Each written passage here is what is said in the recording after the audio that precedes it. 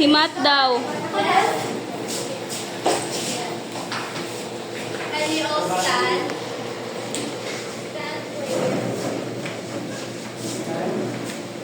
Okay. We put our presents to the Lord. Our Father who art in heaven, hallowed be thy name. Thy kingdom come, thy will be done on earth as it is in heaven. Give us this day our daily bread, and forgive us our trespasses, as we forgive those who trespass against us. And lead us not into temptation, but deliver us from evil. Glory be to the Father, and to the Son, and to the Holy Spirit, as it was in the beginning, is now, and ever shall be, world without end. Amen. Bago tayo umupo, pwede pakitulog ng mga basura. Yung mga common copies. Okay na? So,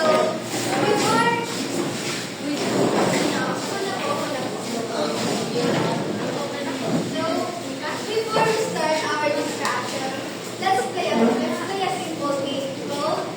Roll, and then parang warm up lang ba? Bago natin Shh, diri ka. Mag-apel ko. Diri ka mag-apel ko. Parang tayo ng dalawang grupo. Okay na naman to? Okay na. Listen everyone. Listen. Okay. Then, the group will roll the dice. Then, yung number ng 40 dito, yung may question yun. Yes, na lang. Yes. Mag-click tayo ng isang representative para mag-matabak ko yun. Sandy! Sino yun? Asa ano pa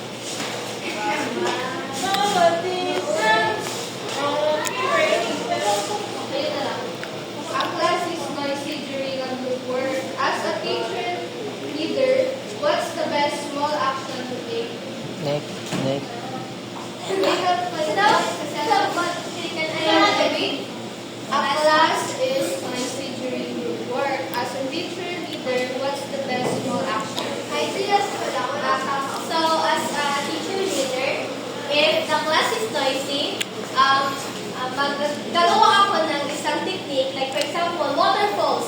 So, ang attention nila lahat sa akin is, sa akin na sila nakatingin kasi nagawa ko ng strategy na hindi nila alam kasi, for example, nagsabi ako waterfalls. So, nagsabi ako na, nagsabi ako waterfalls, magsabi kayo ng so, yan ang strategy ko pag classes na yun.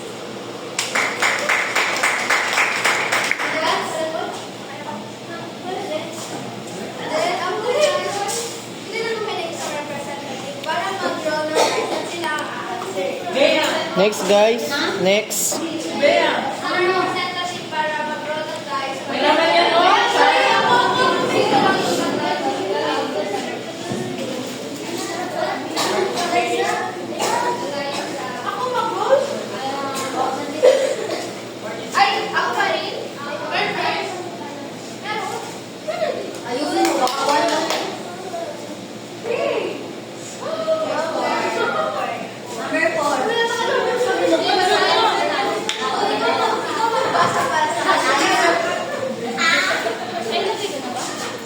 Ano yan? A class of 10 submits late. A class of 10 submits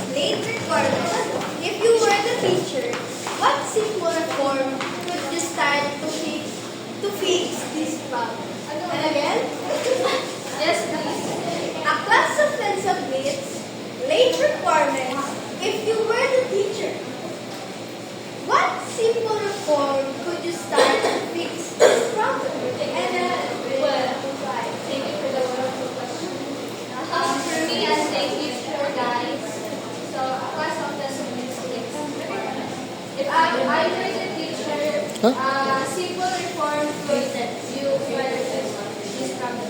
Well, if yung students parang siguro, parang kumbaga, may retention pag 3 times siya sa akin as a teacher, ang gagawin ko strategy. So, if 3 times na, ganun pa din, palagi siya ng mga requirements.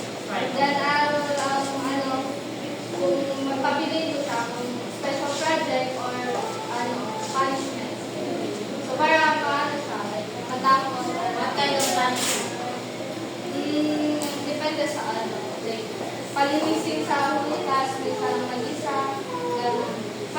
School-related pa rin. Yan, tama naman siya. Uy! Uy, nakapatap. Ikaw na mag-answer! Pwede ba po siya? Pwede ba siya?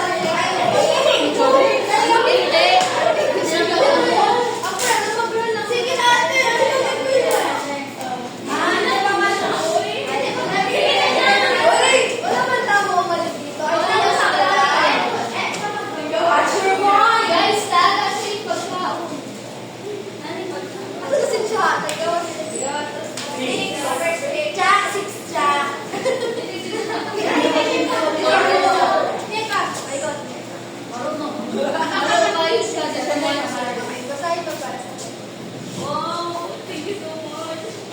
Why do you think teachers need to collaborate with others, teachers or parents?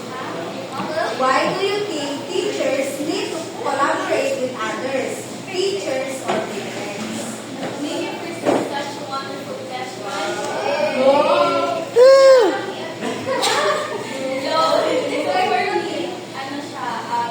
Super important na yung as a teacher is kailangan natin makipag-communicate or makipag-collaborate sa teachers and not sa student kasi para makaiwas ng conflict and also ang ano talaga natin is diba ma-feel natin na nasa safe environment. What if pag nag-away-away lang kayo as a teacher, kumbaga merong confidence sa inyo na gusto niyo malamangan siya. Is that right? Kasi nasa isang ano kayo, ang goal is makapagturo na maayos, hindi ang makapagpalisahan sa mga iba, lalo-lalo sa students or sa mga parents or sa so ngayon pa lang na student pa lang tayo, galiin na natin na hindi natin yung magiging ugali kasi at the same time may chances na pagdating natin sa work natin or natanggap tayo as a teacher, professional teacher is magkakaroon ng tendency na yung ganong ugali is mauugali natin. Of course, kailangan talaga ng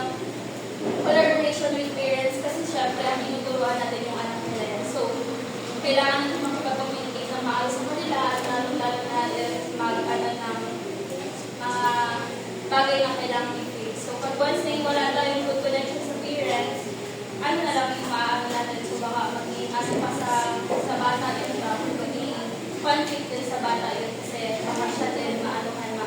For example, kung ang teacher na yun is immature tapos pinag-initan niya yung student, hindi yung parents kasi syempre yung student yung mabibigyan niya ng case, diba? So yun na. Super important nun para magkaroon ng magandang kinabukasan. Yun lang po, and that's all. Thank you.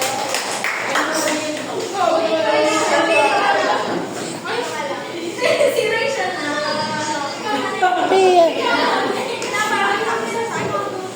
Madami daw.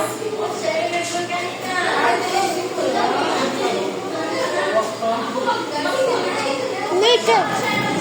Guys, wala kayong pagkain. Nika!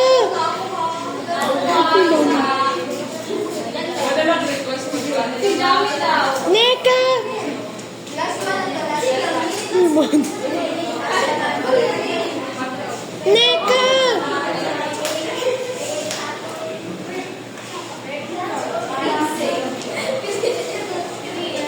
Oh, God.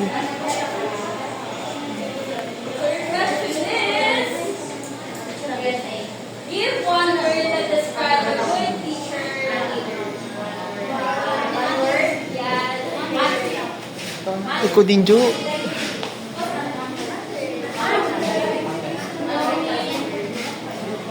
Awak mo na.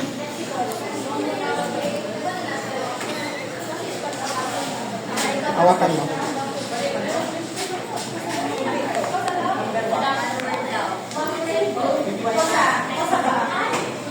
That's a password that describes a good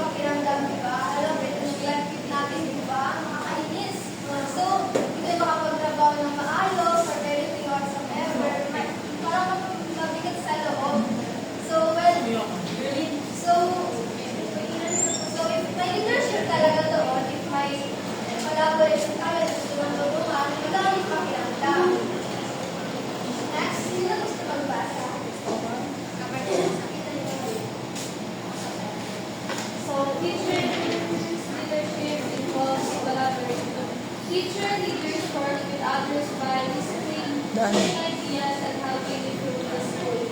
Collaboration helps teachers grow professionally and allows decisions to be made based on shared understanding. I thank you. So, one of the strongest signs of good teacher leadership is collaboration. This means working with others, with different ideas, and solving problems as a team. Teachers grow professionally when they exchange ideas or discuss topics that will make them learning better. When there's teamwork, the school becomes more organized, more motivated, and more united. Kapag nagtutulungan-tulungan yung mga teacher, diba? Or yung mga ibang napagkaroon silang program, di ba mas umaayos, mas maganda, mas nagiging okay, organized. Okay, sino gusto rin mag-basa?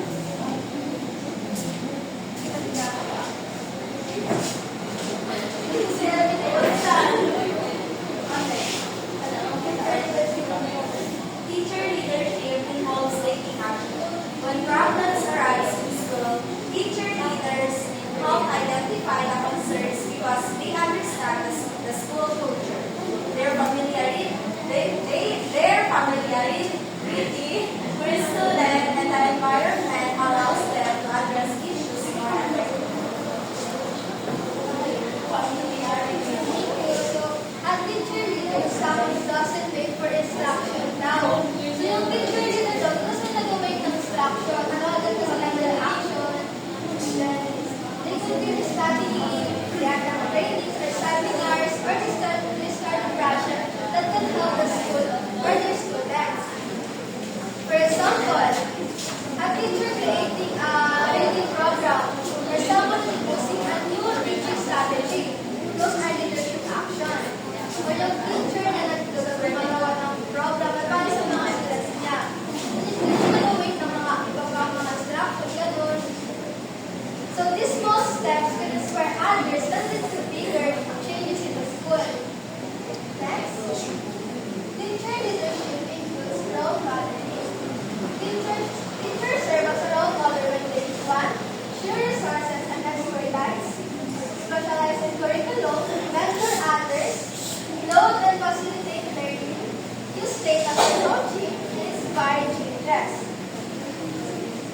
So yung teacher leadership dapat i-include sa mga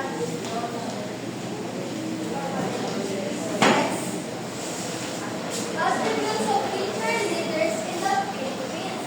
So according to Horacio 2014, teacher leaders have seven traits. 1. Self-motivated. 2. Positive outlook. 3. Service-oriented. 4. Responsible and dedicated. 5. High expectation. 6. Humble. And 7. Passionate. So these are the qualities of teachers speaking. We don't affect leaders to reflect leaders to attitude to school, improvement and school success.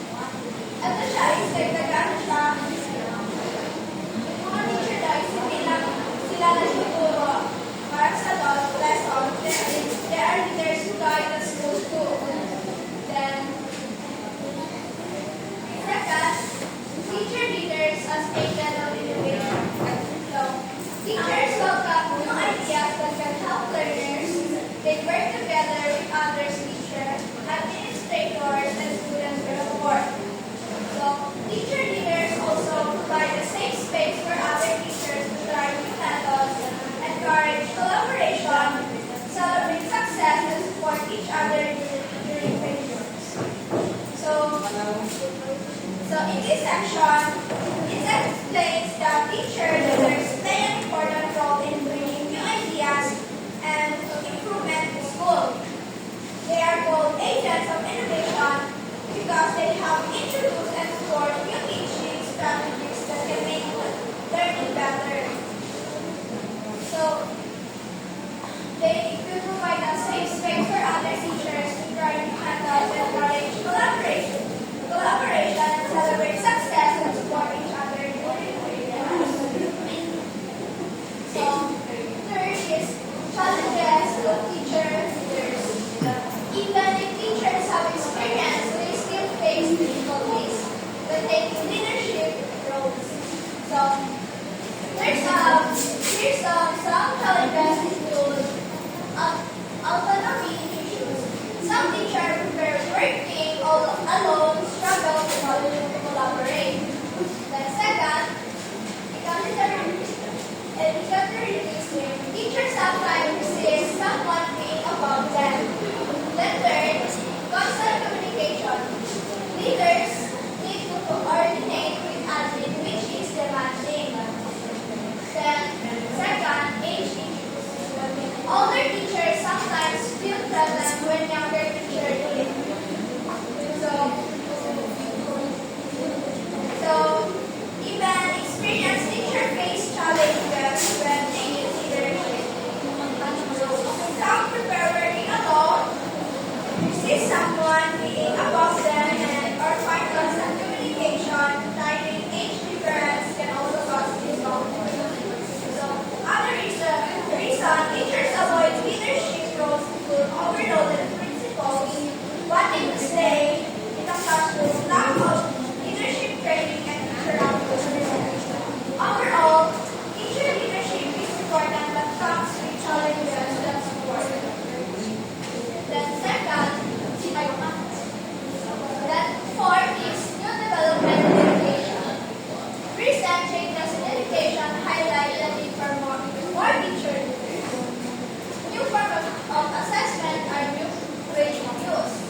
School structures are now flatter, meaning teachers have more decision-making power. Teachers have more chances to network, share practice, and collaborate. So, recent changes in education show that teacher leadership is more important than ever. New types of assessment are being used. Schools now have flatter structures, so teachers have more decision-making power, and teachers have more opportunities to collaborate, share ideas, and learn from each other. So, fifth is paving the way for teachers to become leaders. Schools need a clear and systematic plan to develop teacher leaders according to Killian and other authors.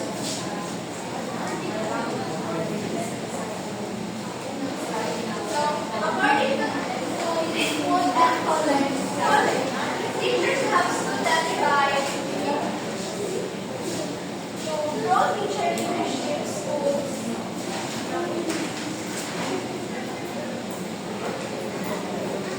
Schools must have a clear definition of teacher leadership and expected outcomes. Build a healthy school culture that is accepted and supported.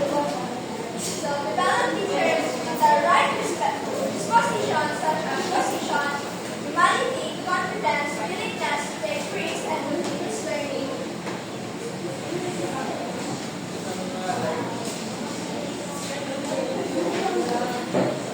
Tarong nggak, Mat?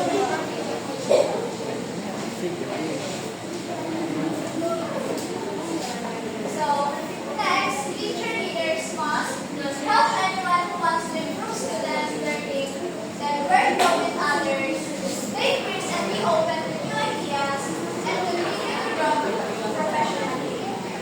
The next is to see if teachers' leadership is effective. School should have assessed number one, leadership role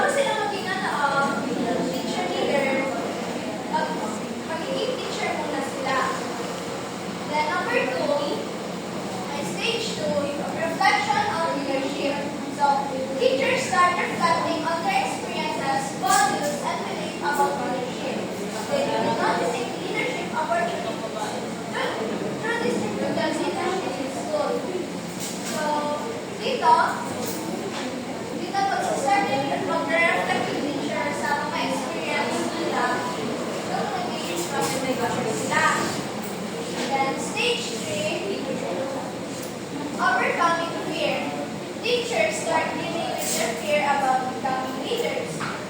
Through continuous self-reflection, they slowly become more open and confident.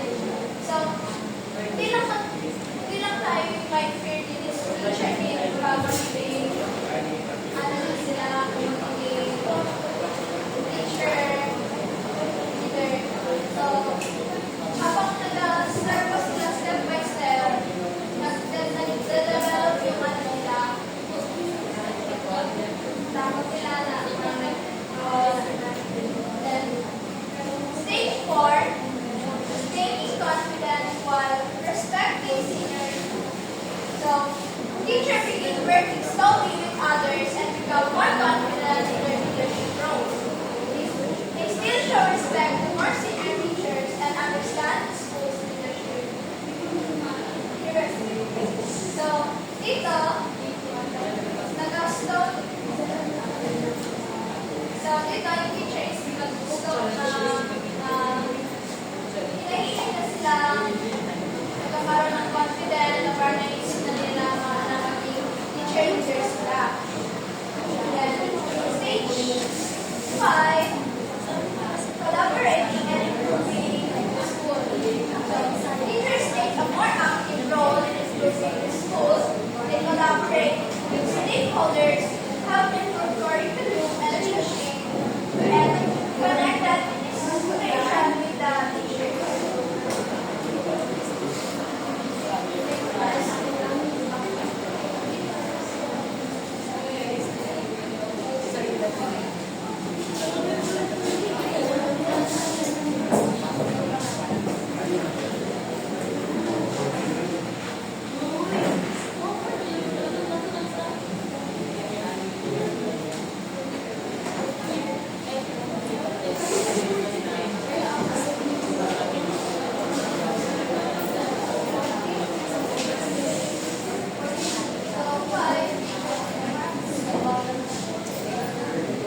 So, dito, stage 5, nagkakalaborate din sila to improve the school. Tapos, ano na din sila sa mga teachers doon sa school. Then, stage 6, leading reforms. Teachers will embrace their leadership roles like initiate and support important reforms that will positively impact the teaching and learning process. So, dito, natanggap na nila na magiging teacher leaders na sila at accept na nila na ano na sila teacher leaders. So,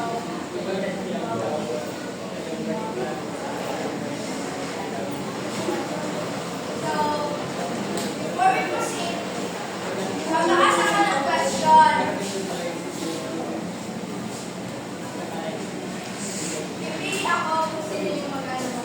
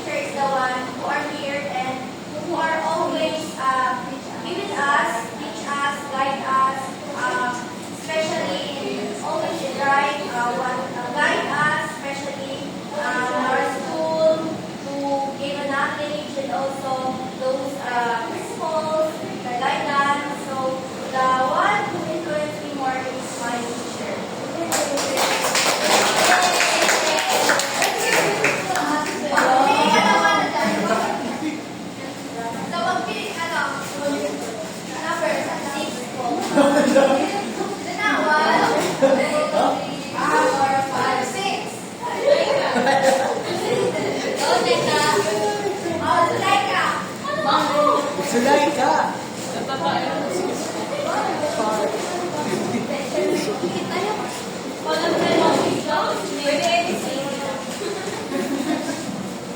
So, this is your question. Do you think teachers can create changes? Do you think teachers can create changes in school? Yes. Why?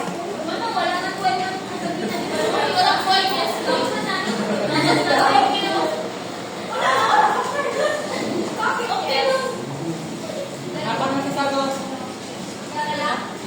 Ano question? Hindi ko natin Do you think teachers can create changes in school? Yes, because I believe teacher is a change. Why?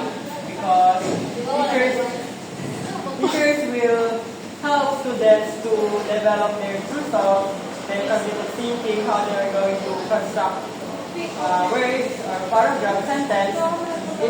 And also, teachers will help us to build our characters and to be better in the future. Ganun na.